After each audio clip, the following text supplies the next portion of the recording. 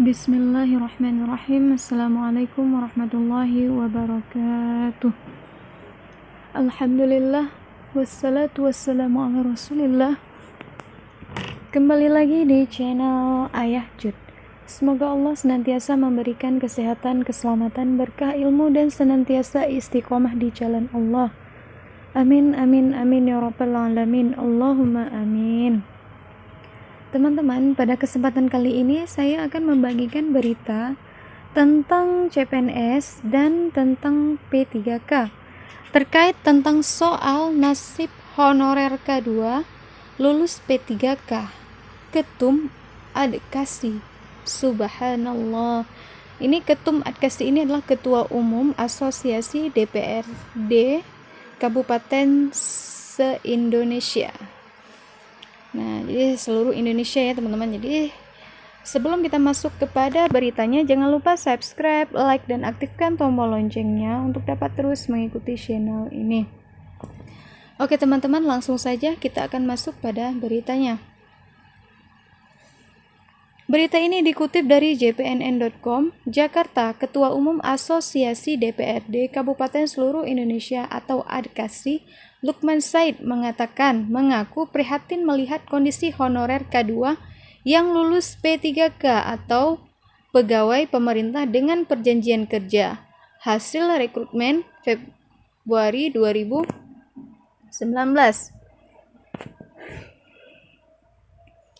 Saat ini banyak di antara mereka yang merasa cemas karena belum juga ada tanda-tanda pemberkasan NIP P3K, apalagi penyerahan SK P3K. Nah, ini sudah dimulai dari Februari 2019, teman-teman. Bahkan hingga saat ini sudah Oktober ya, udah akhir Oktober 2020, sudah sangat lama ya teman-teman, sudah lebih dari 1 tahun.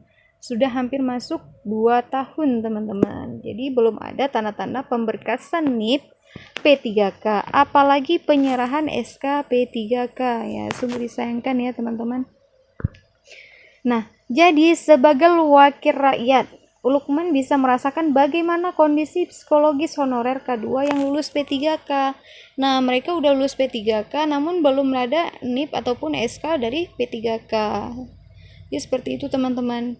Jadi otomatis ya psikologis honorer K2 ini kan terganggu ya, maksudnya ada rasa cemas, khawatir. Jadi seperti itu teman-teman. Pasalnya waktu 20 bulan menanti NIP dan SK P3K bukan waktu yang pendek. Nah, jadi kan mulai dari Februari ya, Februari 2019. Kemudian udah Februari 2020, sudah 12 bulan. Kemudian ini udah masuk ke Oktober. Nah, bayangkan teman-teman, hampir 2 tahun teman-teman. Jadi ini masa menunggunya ini bukan masa menunggu yang singkat. Sudah melewati 1 tahun. Nah, jadi teman-teman ya, sungguh disayangkan ya teman-teman. Cuman kita tidak tahu pasti kapan akan dikeluarkannya NIP dan SK P3K. Nah, jadi Lukman sampai menanyakan kepada Ketua Umum Perkumpulan Honorer K2 Indonesia atau PHK2I, yaitu Titi Purwaningsih. Nah, jadi bagaimana kondisi teranyar pasca terbitnya Perpres nomor 98 tahun 2020 tentang gaji dan tunjangan P3K. Di awal terbitnya Perpres 98 tahun 2020, mereka bahagia dan sangat berterima kasih kepada Presiden Joko Widodo. Nah, jadi pada saat itu sudah ada peraturan baru ya, terbitnya Perpres nomor 98 tahun 2020 tentang gaji dan tunjangan P3K. Nah, ini di awal tahun ini ada kabar gembira teman-teman untuk honorer K2 yang menjadi P3K ya teman-teman. Nah, jadi mereka sangat bahagia. Ini di awal tahun kemarin teman-teman, 2020 yang sudah berlalu. Mereka sangat bahagia dan berterima kasih. Nah, mereka harap-harap itu akan secepatnya dapat NIP ya, pemberkasan NIP, kemudian dapat SK P3K. Namun, kegembiraan itu diganti dengan kecemasan, galau, stres, dan tertekan. Mereka bertanya-tanya sampai kapan harus menunggu, sementara masa pensiun sudah di depan mata. Subhanallah, sudah sebegitunyakah kondisi honorer K2 yang lulus P3K. Saya sangat-sangat prihatin, kata Lukman kepada jpnn.com. Nah, jadi Lukman ini sangat prihatin tentang kondisi P3K. Nah, bayangkan saja ada yang akan umurnya ini tidak layak lagi ya, misalnya udah mau pensiun namun belum juga keluar nih, paling tidak bisa lah merasakan sedikit ya, setahun 2 tahun masa-masa P3K ya, menjadi guru P3K ataupun P3K ya, sesuai dengan perjanjian kontrak ya teman-teman.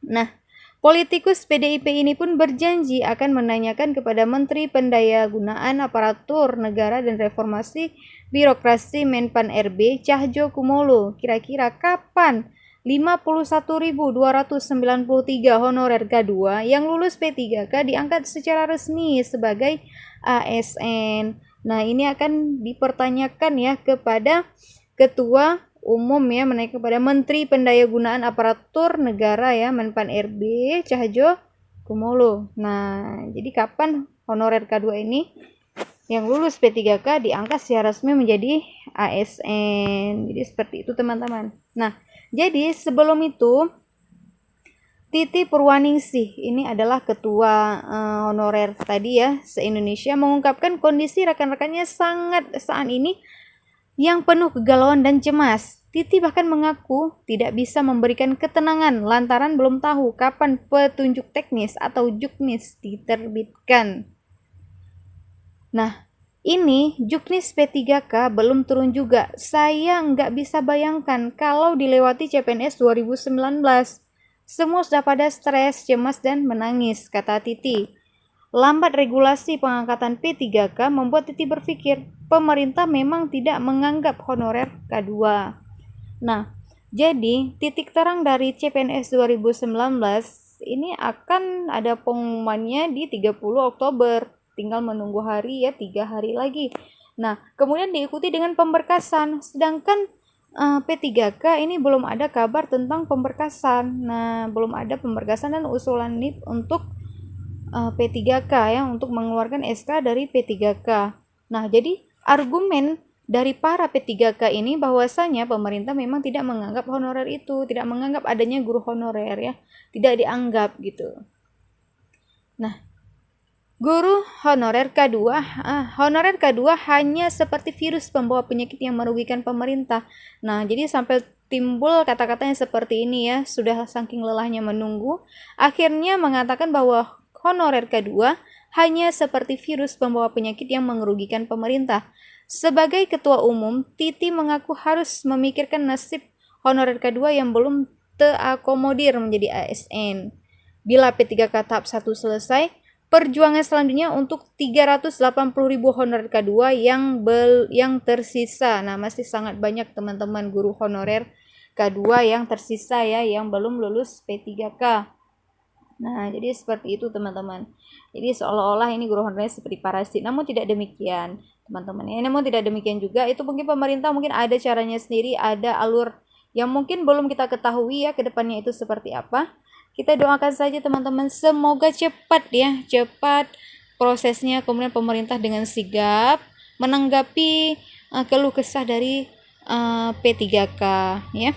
Jadi insya Allah secepatnya juga akan diterbitkannya NIP ya, ataupun pemberkasan usulan NIP, kemudian dikeluarkannya SK P3K. Jadi seperti itu teman-teman. Jadi tidak ada lagi kegalauan ya, kegalauan terhadap P3K ya, honorer K2 yang lulus P3K.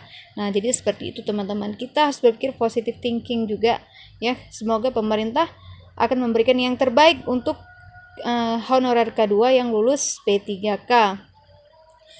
Nah, saya bersuara keras bukan karena saya lulus P3K. Nah, ini kata Titi Purwaningsih ya, ketua umum dari ini.